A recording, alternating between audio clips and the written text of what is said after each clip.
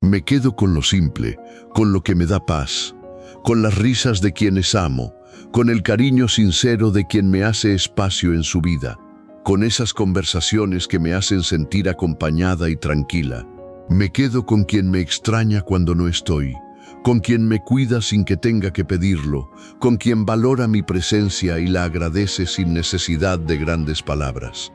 Porque aprendí que lo sencillo también es lo más valioso, que no todo se trata de cosas grandes o llamativas, sino de momentos reales, de gestos pequeños que se sienten en el corazón. Me quedo con lo que me suma, con lo que me hace bien, con lo que me permite ser yo sin miedo ni presión, con la tranquilidad de saber que estoy rodeada de personas que aportan calma y no ruido, porque al final del camino la felicidad es eso, lo que no se ve, pero se siente profundo.